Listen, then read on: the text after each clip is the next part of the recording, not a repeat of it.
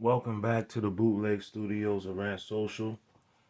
And in this episode, I'm going to speak about Latin rapper. I don't want to call him a Mexican rapper because he's not even Mexican. Latin rapper Swifty Blue, uh, who I came across here just looking at different news feeds where in an interview he says that he's will never sign with a black label, a black music label, and he's a rapper, right? Out there from California. And from what I know about California is they have a different type of relationship with so-called Latinos and Hispanics and Mexicans or whatever you want to call them out there out west, out east where I'm from, New York, Pennsylvania, Philly, DC, whatever, Boston, Connecticut. We have a different relationship with so-called Hispanics and Latin people over here. In New York City, where I grew up, so-called blacks and so-called Latinos were mixed together in the same ghettos. Okay, Latin people that came over were being discriminated against because they couldn't speak English, thus the slur spick, uh, coming from the term me no speaky, and they would me no speaky no English. So that's where the word spick allegedly came from, right? So they went through certain things, and then you had so-called black Hispanics that now got doubled down on being discriminated against for both being dark skinned and being Latin. So in the ghettos, we mixed together. The Latinos was more on the breakdancing, graffiti side. Not that there weren't Latino rappers and DJs, of course there were, but that area was more dominated by the blacks in the Bronx as far as the DJ and the rapping side. But we came together in the city and formed hip hop. Okay, um, so we have a different relationship with Hispanics in the East Coast. My wife is Puerto Rican. My children are so-called half black and so-called half Puerto Rican. But there are a lot of so-called blacks in her Puerto Rican family that are darker than so-called blacks in my family. So I have a different perspective of this because my first best friends in life were all Spanish. Uh, a guy that first introduced DJing to me and Reebok sneakers, and we used to break dance, practice break dancing moves together, was a Spanish kid in the Bronx early on. I moved on to Germany as a kid, being a military brat, and my best friend in Germany was a young man, Freddie Gonzalez. He was Mexican American. They were from, I believe, El Paso, Texas, or San Antonio, one of them two places. Treated me real good. We had a great friendship and a great bond that if I see him to this day, we will hug each other and cry and whatever, be happy to see each other. So this was very painful, honestly, for me to see or for me to even become aware of this rapper, Swifty Blue, by making these comments. And I'm wondering, did he make these comments to just get a buzz, have his name out there more so he can get recognized? Well, obviously it works because he came across my radar and I didn't know who he was. So I started looking into him. And I wanted to see if that was actually real or if this was really who he was or he was just trying to get views. And I'm still trying to figure it out, but I'm leaning closer to him just trying to reach, just to get attention. I especially felt like this after watching this particular interview here on Real 93 in California, where he appears very humble, talks about so-called black and brown relations. I don't believe in color codes, but just for communication purposes, and doesn't seem like he feels any racism toward blacks at all. Obviously, if you look at his appearance in this Laker get up, Laker hat, Laker jersey, the chains. If you listen to him talk and you didn't actually look at him, you wouldn't know he wasn't black. You would think he was black himself. He has the entire swag. Obviously, he's rapping, which is a so-called black man art form. So let's look into this character, Swifty Blue, a little bit and see if he's clout chasing or being real. I'm going to take you back to where I first saw this guy.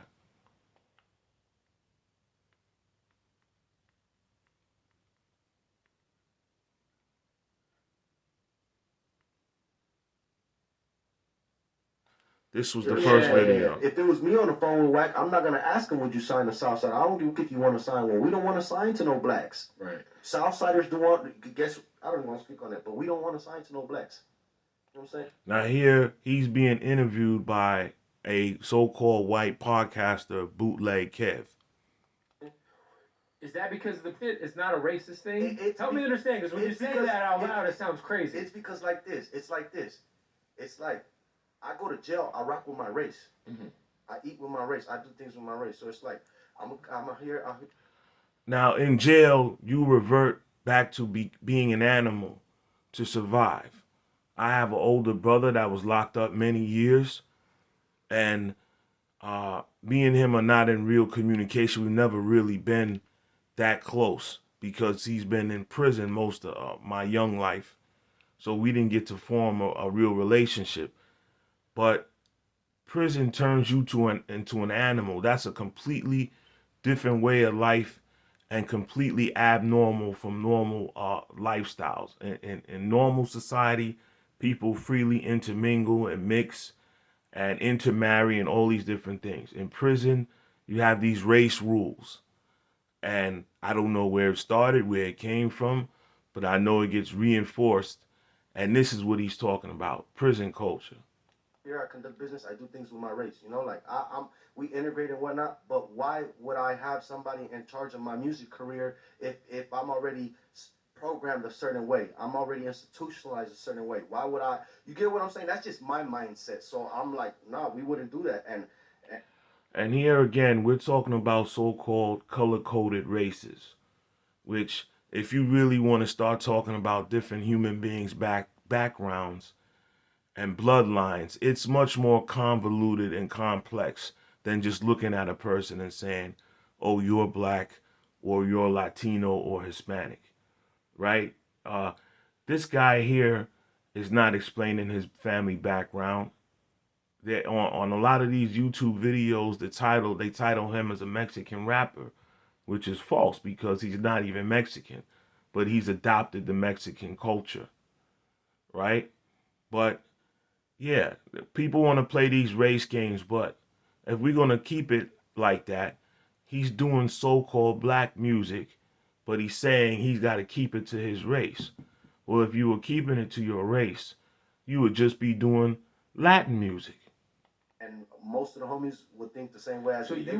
When you're incarcerated in California, the Mexicans are with the Mexicans, black people are in Southern California, right? Yeah. So it's a little different. So black people are locked up with, usually do they politic with? It's like this, look. The whites and the Mexicans? The Woods, the Southsiders. They run with the Southsiders. When he says Woods and Southsiders, that's prison language for the Woods, meaning Peckerwoods, meaning so-called whites, and Southsiders being the brown or Mexicans or Tango Blast or whatever you want to call them. So while you're in prison, you're running with the Woods, the Peckerwoods.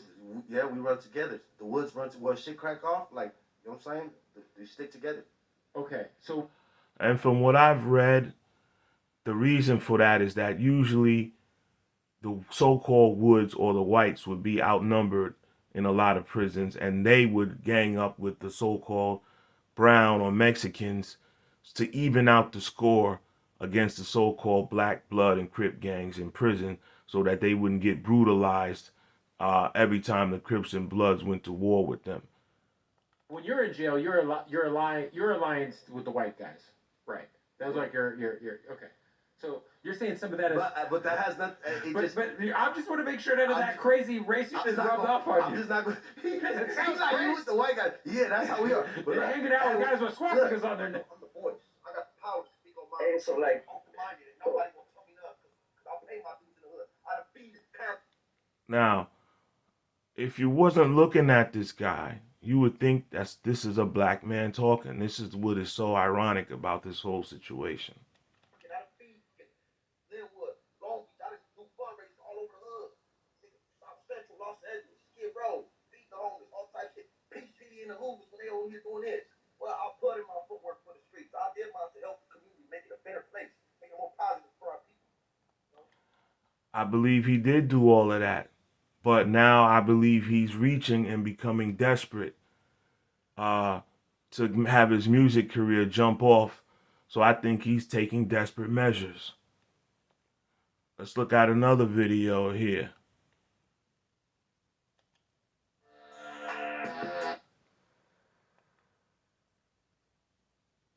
At the end of the day, the world keeps spinning as my revolver keeps turning, and I'm gonna do what I have to do regardless.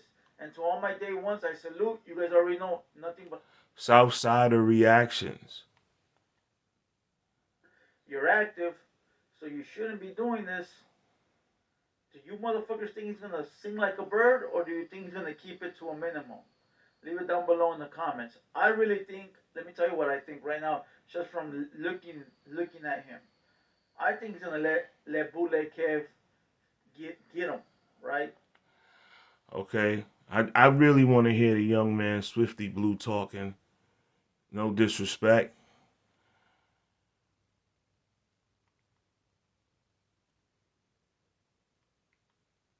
So let's bring it back to where he's in a much different spirit. Feel like you didn't do enough.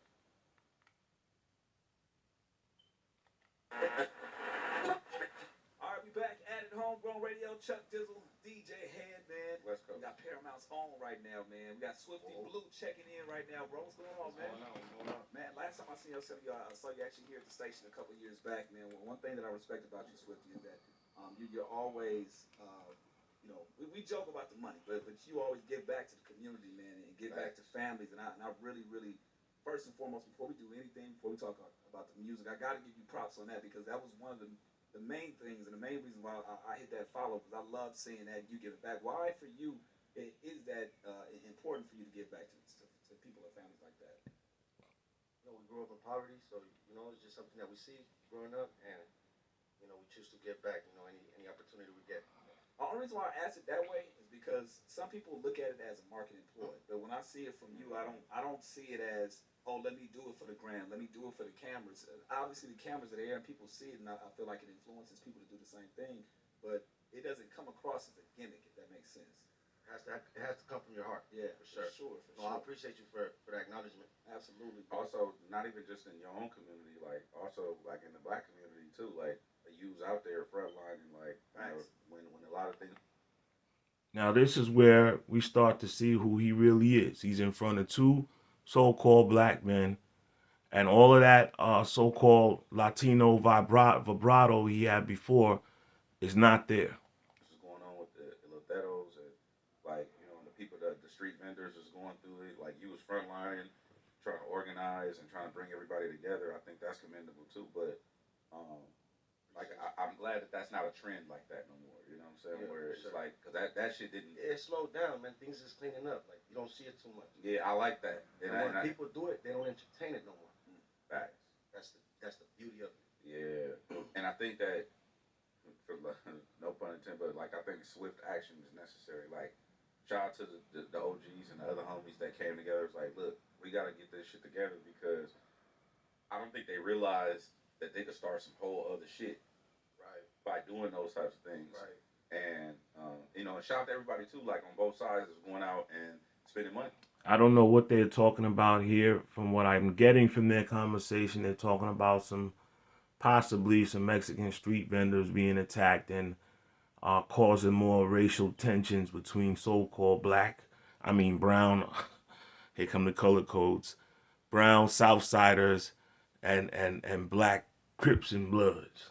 With the street vendors after all that was happening. You know, I noticed you did that. You did that a couple times, bro. Like when you went out and blessed a family or two. And a lot of people did it as well too. So that's beautiful. Is that something that you felt like you had to do, or what made you get involved when all that was going on? You know what? I just felt like had a platform. I'm rapping. I have a lot of people tuning in. So I said, and you know, I see a lot of people on social media posting about it. So I said, let me address it. You know, let me address it because everybody else was just like feeding into it. You know, so we started doing. We just took actions. That's all we really could do about it. Did you feel like, I mean, what I know that they were grateful, like those families and stuff that you blessed were grateful, but Yeah, so who is this guy, Swifty Blue? Uh, is he this guy spewing this crazy stuff? Or is he really, just clout chasing, trying to get his music career going? I don't know. What do you guys think? I know one thing. Us as so-called black people, we accept everybody, right? Look at this guy here, Blue Boy. This so-called white or Spanish Crip, I believe he's white, talking about showing his hood. I used to play manhunt in these projects on top of the elevator, jumping from one elevator to the next elevator. I just came off from prison for doing 39 years. So many things have changed in the times that I've been in prison. Let me take you upstairs to show you how all these buildings is connected. The doors is unlocked. These are all so-called whites or Hispanics. Obviously, this guy right now walking is Hispanic. But this is how the culture is mingled. This is the projects in New York City. Police was chasing us from 296. We cut over into 298 real quick. I mean, you could throw something in there, you know what I mean? And you could just have that on the low end.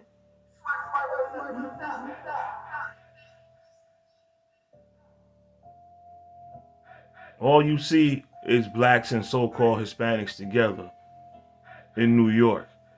So that West Coast culture is strange to us. What's going on, guys? It's beautiful. Gangbanging was strange to us too, until they caught a hold of some of our youngsters in the early 90s in New York and started converting us into Bloods.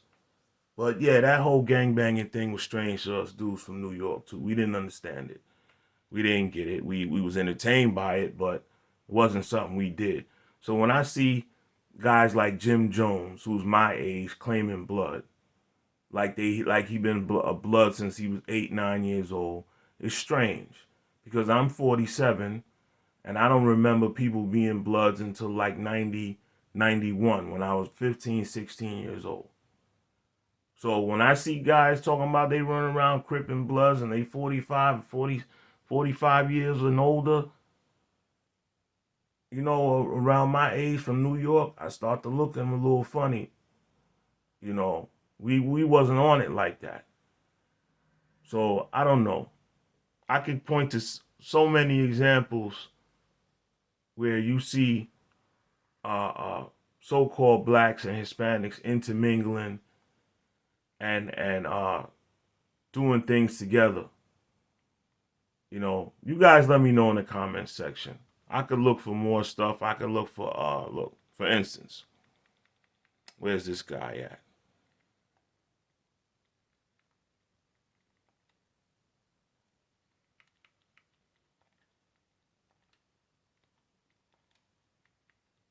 Because just the way you have this guy spewing this stuff, right? You have this lady, Lupe, and Crip Mac, always together.